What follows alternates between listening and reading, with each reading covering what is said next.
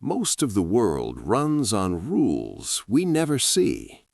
When you throw a ball, drive a car, or watch the planets move across the sky, something invisible is guiding every motion.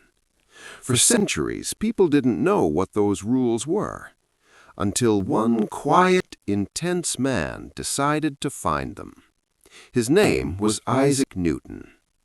Newton wasn't a smooth talker or a social genius. He was private, obsessive, and deeply curious.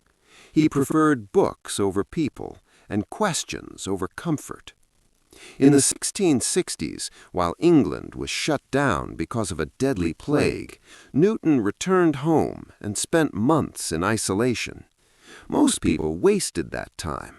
Newton used it to rethink the universe.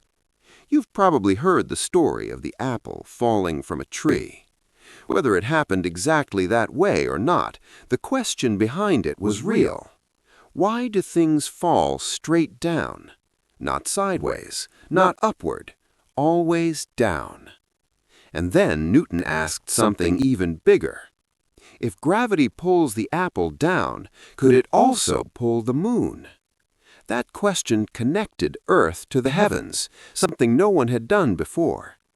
Newton realized that motion itself follows rules.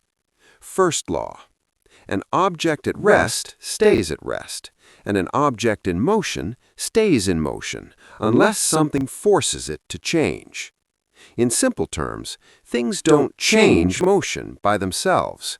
If a book is sitting on a table, it won't move unless you push it.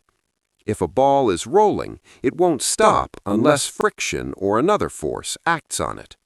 Motion isn't natural or unnatural, it's neutral. This idea alone changed physics forever. Then Newton asked, what determines how much something moves? Second law: force equals mass times acceleration. That sounds complex, but it's simple. A heavier object needs more force to move. A stronger push causes greater acceleration.